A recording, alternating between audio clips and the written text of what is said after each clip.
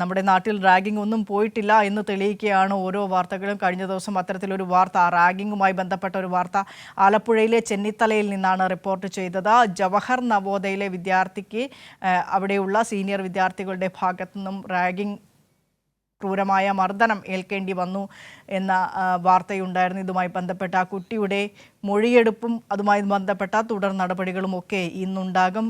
H Shah Jahan ആലപ്പുഴയിൽ നിന്ന് ചേരുന്നുണ്ട്. ഷാജി, വീണ്ടും റാഗിങ്ങിനെ കുറിച്ച് നമ്മൾ സംസാരിക്കേണ്ടി വരുന്നത് തന്നെ ഇപ്പോഴത്തെ ഒരു കാലഘട്ടത്തിൽ ആശ്വാസമായ ഒരു കാര്യമല്ല. എങ്കിൽ പോലും അത്തരം നടപടികൾ ഉണ്ടാകുന്നു, അത്തരം ക്രൂരകൃത്യങ്ങൾ ഉണ്ടാകുന്നു എന്നുള്ളത് തന്നെയാണ് വസ്തുത.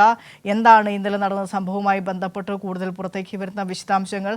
ആ ഒരു കുട്ടിക്ക് മാത്രമല്ല, നിരവധി വിദ്യാർത്ഥികൾക്ക് ഈ സീനിയർ കുട്ടികളിൽ നിന്ന് റാഗിംഗ് ഏൽക്കേണ്ടി വന്നിട്ടുണ്ട് എന്ന ആരോപണങ്ങളും പരാതികളും ഒക്കെ ഇന്ന് വരുന്നുണ്ട്.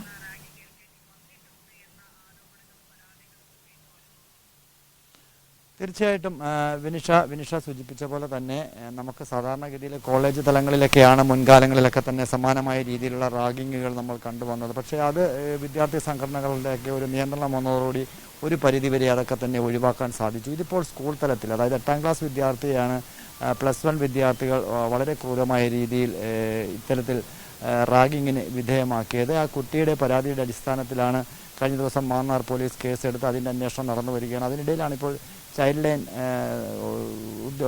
ലൈൻ പ്രവർത്തകർ ഇന്നിപ്പോൾ ഈ കുട്ടിയുടെ മൊഴി രേഖപ്പെടുത്താനായിട്ടെത്തും. അവർ മൊഴി രേഖപ്പെടുത്തിയതിന് ശേഷം അവരുടെ ഭാഗത്തു നിന്നുള്ള നടപടികളുമായിട്ട് മുൻപോട്ട് പോകും.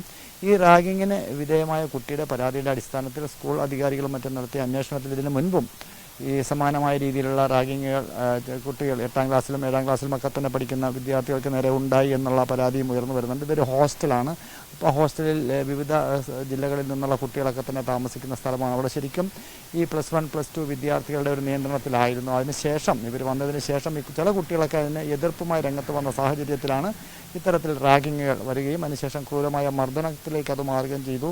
അതിൻ്റെ അടിസ്ഥാനത്തിലാണ് പോലീസ് കേസെടുത്ത് ഇപ്പോൾ 6 കുട്ടികളെ സ്കൂൾ അധികാരികൾ തന്നെ സ്കൂളിൽ നിന്നും പുറത്താക്കിയിട്ടുണ്ട്. പക്ഷേ ഈ ബാച്ചിൽപ്പെട്ട മറ്റു കുട്ടികളും ഇത്തരത്തിൽ ഇതിനു മുൻപുള്ള കുട്ടികൾക്ക് നേരെയും റാഗിങ്ങുകൾ നടത്തിയതായിട്ടുള്ള പരാതികൾ ഉയർന്നു വരുന്നു. ഇതിനെക്കുറിച്ച് സമഗ്രമായ അന്വേഷണം നടത്തണമെന്നൊരാവശ്യം മറ്റ് രക്ഷാകർത്താക്കളുടെ ഭാഗത്തു നിന്നുമൊക്കെ തന്നെയുണ്ട്. കാര്യം ഇനി ഭാവിയിൽ മറ്റു കുട്ടികളെ ഈ സ്കൂളിലേക്ക് വിടാനായിട്ട് മാതാപിതാക്കൾ മടിക്കുന്ന ഒരു സാഹചര്യം ഉണ്ടാകും. നമുക്കറിയാം, ഹോസ്റ്റലിൽ താമസിക്കുന്ന ഈ കുഞ്ഞു കുട്ടികൾക്ക് ഇത്തരത്തിലുള്ള റാഗിങ്ങുകൾക്ക് വിധേയമാകേണ്ടി വരുന്ന ഒരു സാഹചര്യം ഉണ്ടാകുന്നത് മാതാപിതാക്കളെ വളരെയധികം വിഷമത്തിലാക്കിയിട്ടുണ്ട്. എന്തായാലും ഇനിയിപ്പോൾ ചൈൽഡ് ലൈനും അതോടൊപ്പം തന്നെ പോലീസിൻ്റെയും ഒക്കെ അന്വേഷണം മുന്നോട്ട് വരികയാണ്. ഈ സാഹചര്യത്തിൽ ഈ കുട്ടികൾക്ക് നേരെ ശക്തമായ നടപടികൾ ഉണ്ടാകാനുള്ള സാധ്യതയുമുണ്ട്. അത്തരം നടപടികളിലേക്ക് പോകണം എന്ന് തന്നെയാണ് ഈ കുട്ടിയുടെ, അതായത് കഴിഞ്ഞ ദിവസം റാഗിങ്ങിന് വിധേയമായ കായംകുളത്തുള്ള കുട്ടിയുടെ മാതാപിതാക്കൾ പോലീസിനും അതോടൊപ്പം തന്നെ ചൈൽഡ് ലൈനും ഒക്കെ തന്നെ നൽകിയിരിക്കുന്ന പരാതി. ഈ പരാതിയുടെ അടിസ്ഥാനത്തിലാണ് ചൈൽഡ് ലൈൻ എന്ന മൊഴി രേഖപ്പെടുത്തുന്നതിനായിട്ട് കുട്ടിയുടെ കായംകുളത്തെ വീട്ടിലെത്തുക.